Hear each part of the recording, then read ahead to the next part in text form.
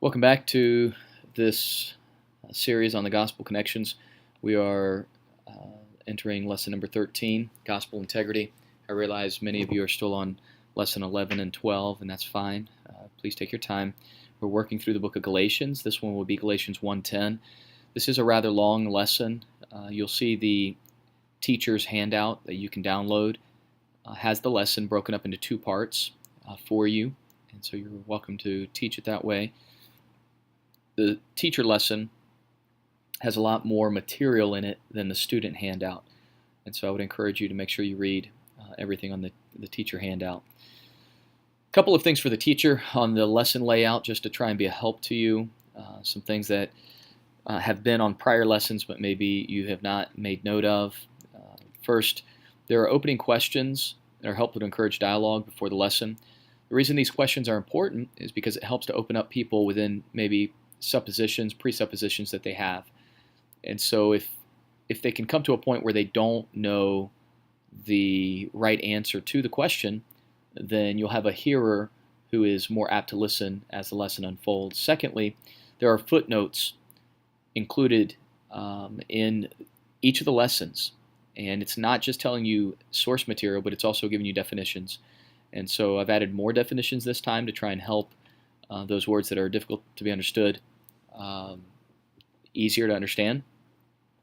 They are not all located on the student handouts, but they are in the teacher handout. And so make sure you take a look at that. So here's an example. If you look here, it is, for example, here you'll see a little number 9 right by the word me. And if you go to the bottom of the same page that footnote is located on, you'll find a corresponding number 9 right under that line. That's considered a footnote. And then it gives you some additional commentary on that sentence. And so I hope that'll help.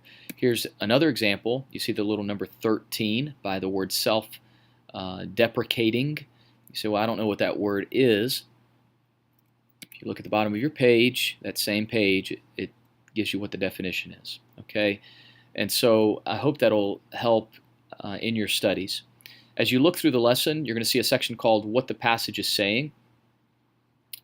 We're going to see in Galatians 1:10 that Paul's motive is called into question. The false teachers are basically accusing him of being and preaching a man-pleasing gospel.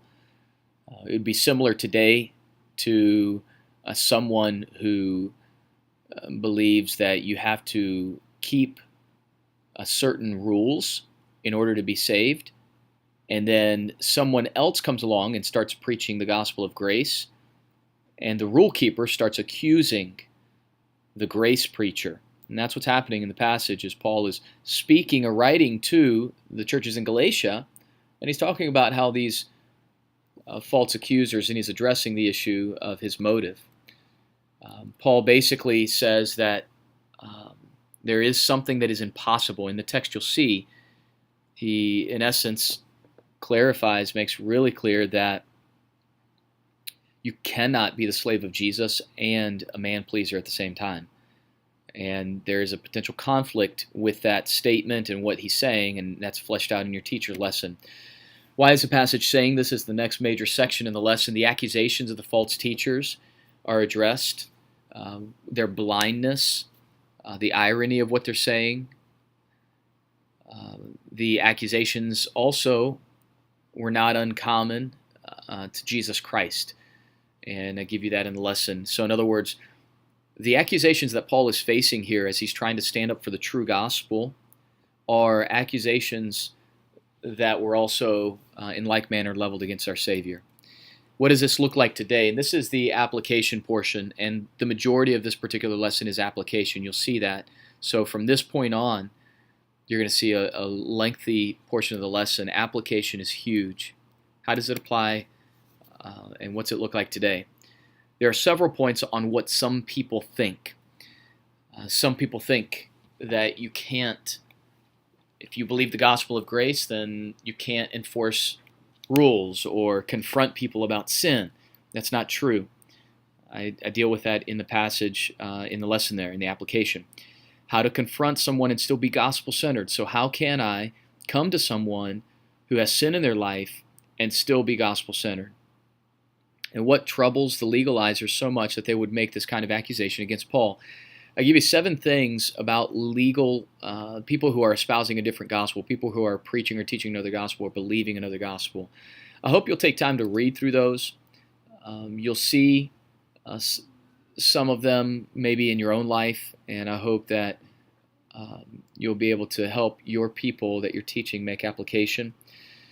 And then for the individual Christian today, application for the individual Christian, talk about the blindness of pride and the evidences of belief in another gospel, which can be insecurity, anxiety, and so on. And so I hope this lesson will be a blessing. Again, it's a rather lengthy lesson. There are a few tips for the teachers there at the very beginning. As you do your own study, you're not going to be able to just read this on Saturday and then try and teach it on Sunday. It is going to require reading of the book of Galatians, exegetical practices where you look up words in the book of Galatians to try and find out what they mean, understanding the context, and then thinking through who you're speaking to and making very particular application to their lives.